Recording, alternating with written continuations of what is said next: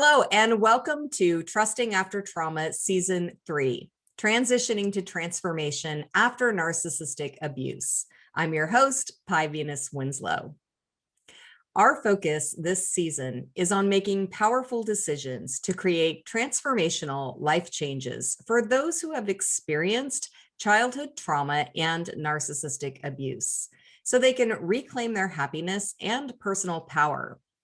Our speakers specialize in supporting others through their unique expertise and offer valuable insights, tools, and inspiration for viewers to find the courage and motivation to change their lives. I'm thrilled to have Dr. George Simon here with us today. Dr. George Simon is a widely recognized expert on disturbances of personality and character. He's the author of the bestsellers, The Judas Syndrome, How Did We End Up Here, and Character Disturbance, The Phenomenon of Our Age, as well as international bestseller, In Sheep's Clothing, Understanding and Dealing with Manipulative People. He's given hundreds of workshops to help inform both professionals and the lay public about disturbances of character. He's also the principal composer of the patriotic anthem, America, My Home. Welcome, Dr. Simon. It's a pleasure to have you here today. Thank you so much for joining us. You're welcome. It is such a pleasure to be with you today. Yes. So, what inspired you to write your books and to do the kind of work you've been doing for so many years now? I learned two things very early on in my clinical practice. I was seeing a lot of individuals who were in troubled relationships, toxic relationships, who were feeling pretty crazy because their gut told them there was something really seriously wrong with their relationship partner. Mm-hmm. But there was something about the way their relationship partner always had an answer or an explanation, various ways that they tried to explain and rationalize their behavior that made the person who was trying to hold them to account feel crazy. And besides which, these folks seem to be really good impression managers. People seem to like them. And that made the person feel even more crazy. They thought, why does everybody like this person when I'm feeling really done in by them? Mm-hmm. So we now have a name for this crazy making effect. We didn't have a name for it when I started doing my research, but I knew it was there and I knew there was something there. So I decided to pursue that. And then the other thing that inspired me is that I came to realize that more and more people cause problems in relationships and create problems in their lives, not so much because of their fears and hangups and insecurities, but because of stunted growth in their character. Mm-hmm. They were about the moral equivalent of age 4 or 5. They Mm-hmm. hadn't overcome their egocentricity and narcissism, and they were using and abusing people in their lives, and their relationships would always fall apart. And so I came to realize very early on that all of our traditional paradigms for helping people were failing us Mm-hmm. because we had a new phenomenon in our culture that I call character disturbance. And so I started studying it and its effects on people who were Mm-hmm. experiencing what we now call the gaslighting effect. Mm-hmm. And that's what inspired me to put together case examples and write my books. And that created a whole career for me. Yeah. Yeah. Yeah, I can imagine, because there's so much to unpack with gaslighting, and my focus, of course, is on people who grew up with narcissistic parents. So, like you mentioned, that the stunted character, not just with narcissists, but for me myself, I fully admit I was stunted because of the way I grew up, because I wasn't allowed to develop my own character. Yes. Yeah, in narcissistic homes, you have this inner sense that you can navigate the world and you can learn certain things about the world and yourself, and you have some gut hunches that you want to act on. But when you have narcissistic parents who are always right, even when they do wrong, and make you believe that they're always right when they're doing wrong, you begin to doubt all of those gut hunches and you start to feel a little crazy.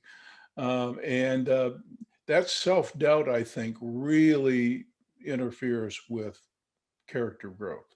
Hmm. Yeah. Yeah, absolutely. Yeah. And you mentioned the behavioral formula for depression. I know for me, my experience in my teens, I fell into a very, very deep depression. And so, and I think that is a normal reaction for somebody who's in a situation they can't ever win. Right. Yes, this is something I noticed very early on in my work. A lot of folks were depressed who were in relationships with character disturbed people, not just narcissists, but the wide variety of character disturbed people.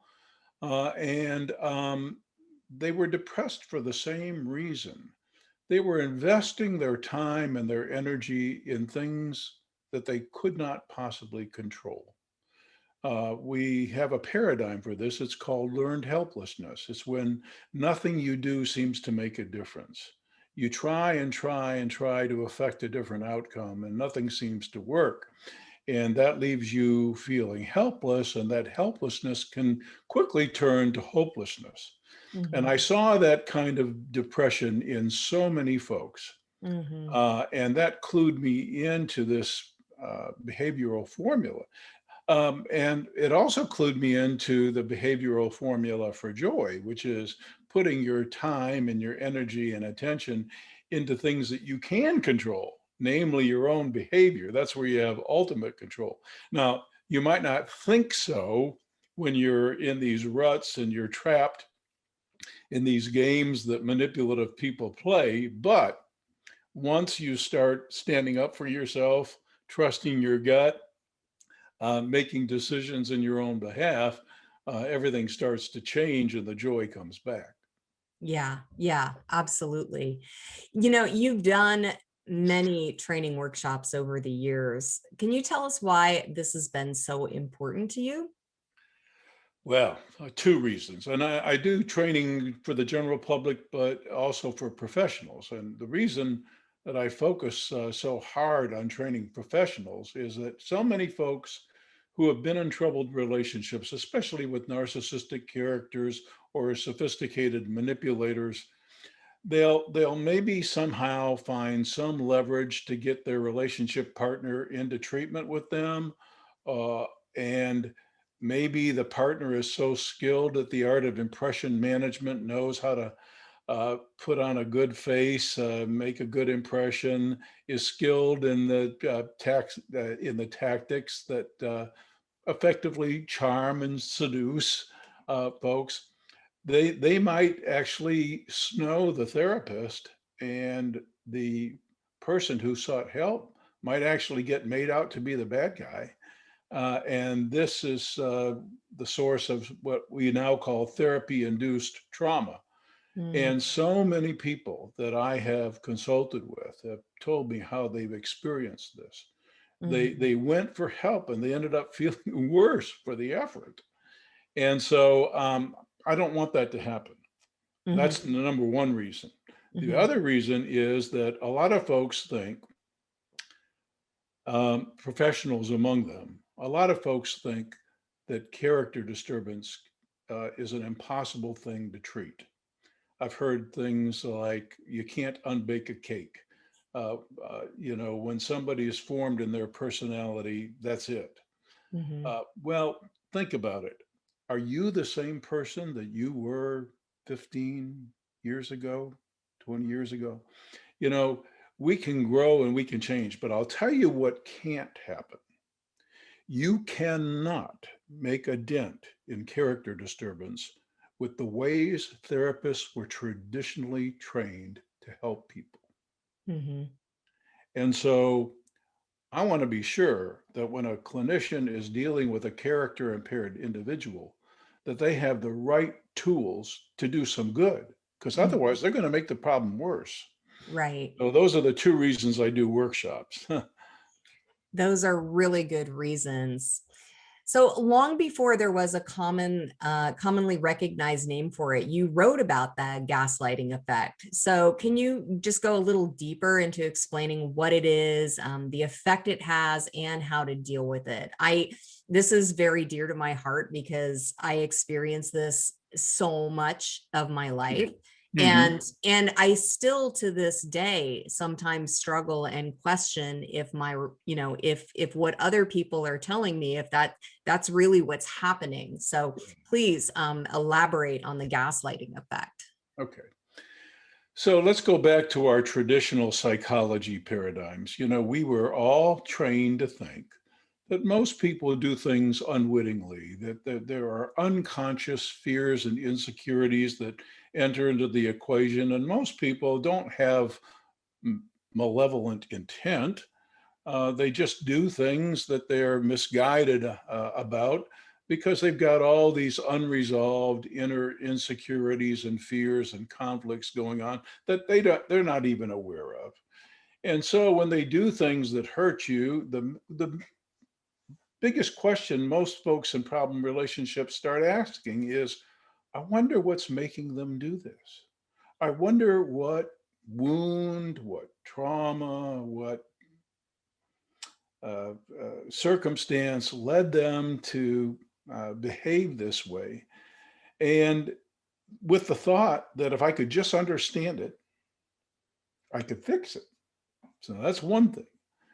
And so when somebody is aggressing in a relationship, and the person knows this in their gut senses it, that they're under attack, that the person's trying to get the better of them, and they look for validation of this gut hunch, they doubt, not only because of the things they were taught about why people do the things they do, but because the tactics the person uses, that nice sounding rationalization, that excuse that they made for whatever it is they did, when they play the victim role themselves, when they act like they're the wounded party, when they vilify the true victim, saying basically that you brought this on yourself, et cetera, et cetera.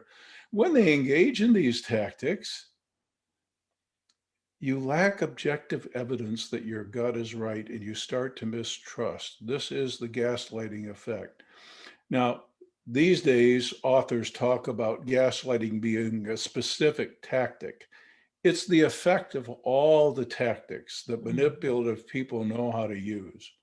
So when they're making that plausible sounding excuse, when they're playing the victim role, when they're making you out to be the true villain, when they're engaging in all of these tactics, that creates the gaslighting effect. And when they put them all together in a package, when they package them and they act with real conviction and force. I've heard such things like, uh, yeah, so yeah, there were those text messages on my phone from long ago, but who can't let this go? What kind of person just can't forgive? And they put intensity and passion behind it, along with all those tactics, like I just mentioned, vilifying the victim, Mhm, mhm. minimizing the seriousness of misbehavior. You put all that together and it really intensifies that gaslighting effect. And then the victim says, oh my gosh, I must be really a horrible person. I don't feel that way in my heart, but they've got me thinking that. Right, right, exactly. That's perfect. I really love that explanation because it just explains so much. So thank you so much for sharing that. Yeah. Yeah, and you say in your books that we live in a different age, an age of more widespread character dysfunction. So please explain what character is what a character disturbance is and why traditional psychology perspectives aren't very helpful. Okay, boy. I know that's a lot. Yeah, it's a lot. Well, our traditional paradigms were born in the Victorian era. Mm, And I say in my workshops, if there were a motto or a slogan that would describe the social climate or the zeitgeist of the times, it would be, don't even think about it. And people were, as we children of the 60s used to say, extraordinarily hung up. They had very active consciences, and they they hated to even act on a primal impulse because it would reflect badly on them. And they were basically nervous wrecks. These are the people that presented themselves to clinicians at the time, and they suffered from a wide variety of anxiety related uh, symptoms because they were nervous wrecks. And all of the theories that were developed about why people do the things they do were developed within that climate. Now, times have really changed. And if there were a slogan or a motto that would define the cultural climate of the modern era, it would be just like the old Nike commercial used to say, just do it. So instead of having a lot of folks who are overly hung up and riddled with fears and insecurities, we have far too many folks among us these days who, frankly, are not hung up enough about the things that they let themselves do. As a matter of fact, if they were a little bit hung up, they wouldn't do some of the things that they do that hurt other people and cause problems in relationships. So we have a whole different set of symptoms, a whole different set of syndromes, and a whole different reason for it. And the traditional ways of helping people don't help. They're mhm, not, they were never meant to.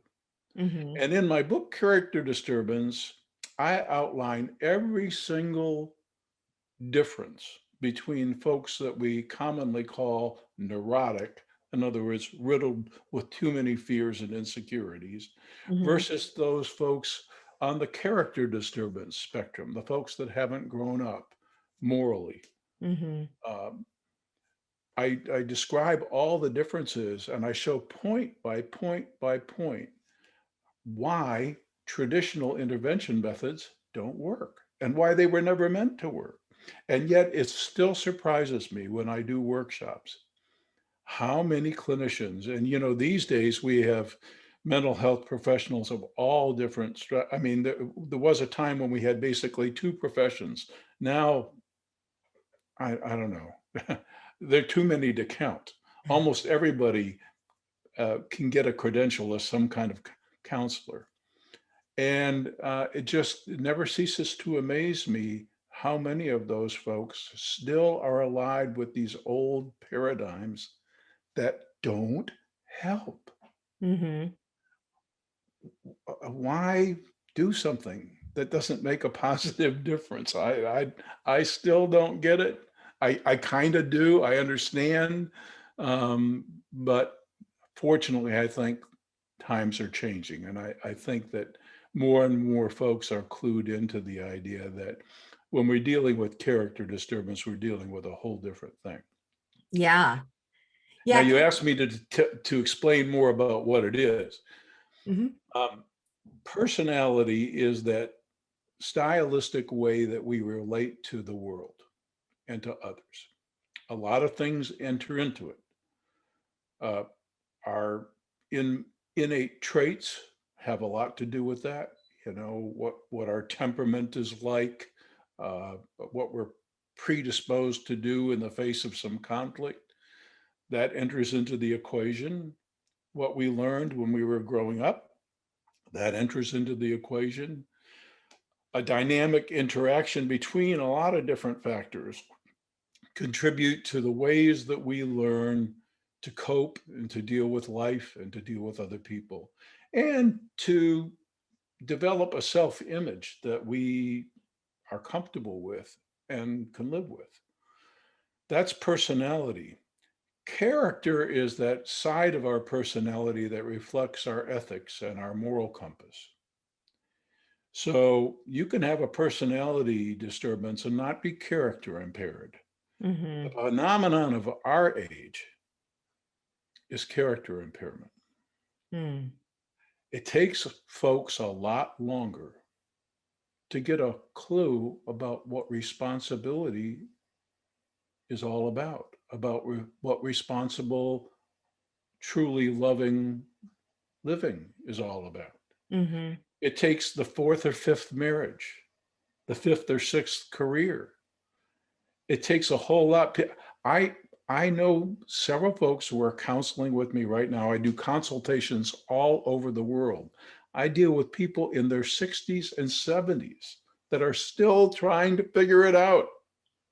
Mm-hmm. This is unheard. This would have been unheard of decades ago. Mm-hmm. People were expected to raise families right out of high school Mm-hmm. and to Yeah. get a clue about what it takes to keep that family together for a lifetime, Mm-hmm. right? Yeah. Times have changed so dramatically. When you think about the technological revolution and how much has changed, how many children have no idea what a phonograph is or what a wall telephone looks like. You know, Right. I mean, so much has changed so quickly, and it's like that too with character formation too. Mm-hmm. And so we're in a whole different world. Yeah. And Yeah. I've made it my life's ambition to really examine this phenomenon of our age. Mm-hmm. Yeah.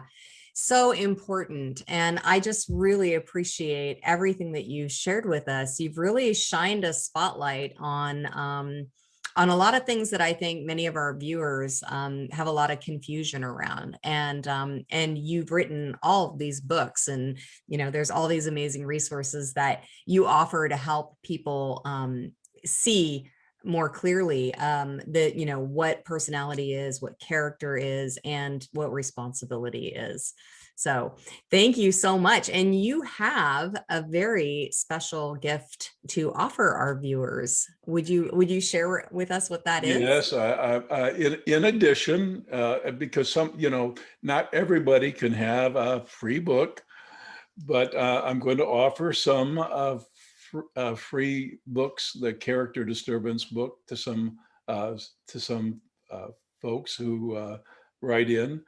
Um, they can contact me through the blog at drgeorgesimon.com. That's DRGEORGESIMON.com or manipulative-people.com. Either URL will take you to the same place. So for the first 10 folks who request it through my blog, there's a contact feature there. I will send a free copy of my book, How Did We End Up Here? And the reason I chose that book is because it's got a lot in it about moving on and rebuilding your life after a toxic relationship. And I know that's something that most of your viewers are very interested in, and that you personally are interested in too. Yes, thank you. So that is a copy for the first 10 people That's who correct. request it. Right. And And as I mentioned before, the blog also has tons of free information, hundreds of articles on all kinds of topics that can help. okay. All right, great. And people are going to be able to find that through your website and the link that we're going to provide, correct? Right. Okay, wonderful. Well, that is such a generous gift to offer our viewers. Thank you so much for sharing your expertise with us, Dr. Simon. You're welcome. My pleasure to do it. So for our viewers, be sure to go and click on that link so you can get your free copy of Dr. Simon's book. And if you don't get the free copy in time, there is a lot of information in his blog. So be sure to click on that link and get that free gift. And thank you for joining us for Trusting After Trauma Season 3.